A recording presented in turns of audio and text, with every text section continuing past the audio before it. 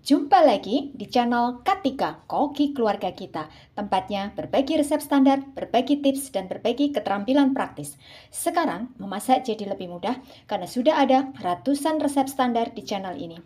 Mau bikin apa hari ini? Tinggal cari resepnya, lalu ikuti langkah-langkahnya.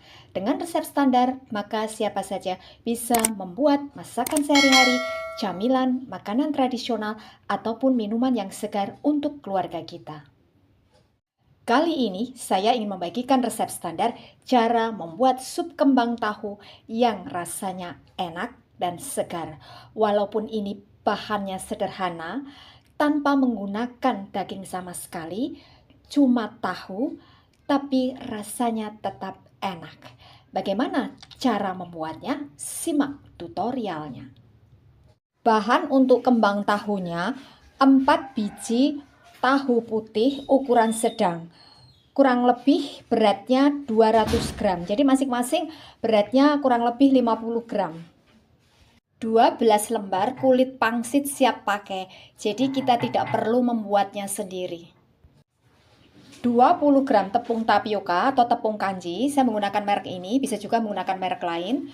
20 gram tepung terigu protein sedang. Saya menggunakan merek ini, bisa juga menggunakan merek lain.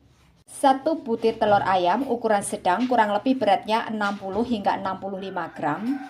Setengah sendok teh garam halus. Ini saya menggunakan garam halus biasa. Kalau misalkan kita menggunakan garam halus yang kering seperti merek Revina, maka kurangi ukurannya supaya nanti rasanya bisa pas. Jangan lupa gunakan sendok ukur kita, ukurannya peres. Setengah sendok teh bumbu kaldu. Saya menggunakan rasa ayam merek ini, boleh menggunakan merek lain. 2 siung bawang putih, kurang lebih beratnya 15 gram, 1/4 sendok teh lada butir. Kemudian, untuk mencetaknya, kita membutuhkan cetakan kue mangkok ukuran kecil seperti ini. Kita gunakan yang terbuat dari plastik supaya nanti gampang melepasnya. Langkah pertama, cuci bersih tahunya, lalu ini kita hancurkan atau kita haluskan. Untuk menghaluskannya, saya cuma pakai ulekan seperti ini ya. Ini sudah cukup. Setelah tahunya hancur, lalu kita pindahkan ke selembar kain bersih. Lalu kita peras, kita buang airnya. Saya menggunakan kain seperti ini ya. Kalau misalkan kita tidak punya, kita bisa gunakan serbet asal bersih. Ini kita peras sampai airnya betul-betul habis. Setelah kita buang airnya, berat bersihnya kurang lebih jadi 150 gram. Kemudian kupas bawang putih, lalu kita cuci bersih bersama ladanya. Lalu ini kita haluskan sampai betul-betul halus. Ini sudah cukup. Langkah berikutnya, campur telur dengan bumbu yang kita haluskan, tambahkan garamnya, juga bumbu kaldunya. Ini kita aduk sampai garamnya ini betul-betul larut. Setelah garamnya ini larut, lalu masukkan tahunya. Aduk sampai tercampur rata. Lalu masukkan tepung kanjinya, aduk sampai rata.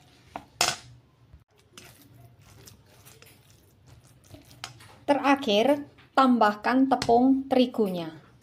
Aduk kembali sampai tercampur rata. Kemudian kita cetak. Caranya, ambil selembar kulit pangsit, lalu dengan hati-hati kita masukkan ke dalam cetakannya. Masukkan adonan tahunya secukupnya. Kita ratakan. Lakukan hal yang sama sampai semuanya selesai. Nah, ini hasilnya yang sudah kita cetak. Lalu ini kita kukus sampai matang kurang lebih selama 15 menit. Ini sudah matang, lalu kita angkat, kita biarkan dingin, baru nanti kita lepaskan dari cetakannya. Lalu ini kita sajikan bersama kuahnya. Bahan berikutnya, 150 gram tulang ayam, 2 butir bawang merah kurang lebih beratnya 20 gram, 2 siung bawang putih kurang lebih beratnya 15 gram, 1/4 sendok teh lada butir, kurang lebih 2 mili biji pala. Jadi ini penggunaannya relatif sedikit ya. 2 sendok teh garam halus, setengah sendok teh penyedap rasa, 1 sendok teh gula pasir, 1 buah wortel ukuran sedang kurang lebih beratnya 125 gram, 1 buah kentang ukuran sedang kurang lebih beratnya 100 gram, 1 bunga kol ukuran kecil kurang lebih beratnya 125 gram, 1 batang daun loncang, 3 batang daun seledri, 1000 ml atau 1 liter air. Langkah pertama, cuci bersih tulang ayamnya ini, lalu nanti akan kita blanching. Caranya, panaskan air secukupnya sampai betul-betul mendidih. Ini sudah mendidih, lalu kita masukkan tulangnya. Kita aduk sampai berubah warnanya. Ini sudah cukup. Lalu kita matikan apinya, kita tiriskan dan kita cuci sampai bersih. Kemudian untuk sayurannya kita bersihkan, lalu kita cuci sampai bersih. Lalu wortel dan kentang kita potong-potong dadu kurang lebih ukurannya 1 cm. Untuk kentangnya ini kita rendam terlebih dahulu ya, supaya nanti tidak berubah warnanya jadi coklat. Loncang seledri kita potong kurang lebih ukurannya 2 cm atau sesuai dengan selera kita. Bunga kol juga kita potong-potong jadi kecil-kecil. Lalu bawang merah, bawang putih ini kita kupas, lalu kita cuci bersih bersama lada dan palanya. Lalu bawang merah kita iris tipis-tipis, kemudian haluskan bawang putih, lada butir dan palanya. Ini sudah cukup. Setelah kita cuci bersih, lalu tambahkan airnya. Kita masak kembali sampai mendidih. Ini kita rebus sampai mendidih. Kalau ada buih-buihnya, kita ambil, kita buang. Setelah mendidih, ini kita biarkan kurang lebih selama 5 menit ya, biar sari kaldunya ini keluar semuanya. Lalu masukkan bawang merahnya, juga bumbu yang kita haluskan tadi. Tambahkan garam, gula pasir, juga penyedap rasanya.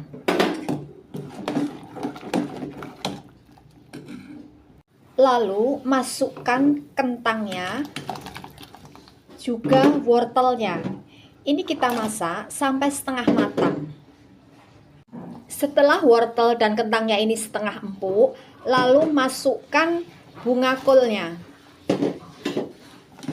Ini kita masak sampai matang. Terakhir, masukkan loncang seledrinya. Tunggu sampai mendidih kembali, baru nanti kita matikan apinya. Ini sudah cukup, kita matikan apinya, siap kita hidangkan bersama kembang tahunya. Nah, ini hasilnya sup kembang tahu yang sudah jadi. Walaupun ini sama sekali tanpa menggunakan daging, tapi rasanya tetap enak. Ini teksturnya lembut, rasanya gurih. Ini adalah resep standar. Jadi, kalau kita ingin membuat dalam jumlah banyak, maka tinggal kalikan bahan-bahan yang ada di resep ini. Dengan resep standar, maka siapa saja bisa membuat sup kembang tahu yang sederhana, tapi rasanya tetap enak, teksturnya lembut untuk keluarga kita. Terima kasih telah menonton video ini.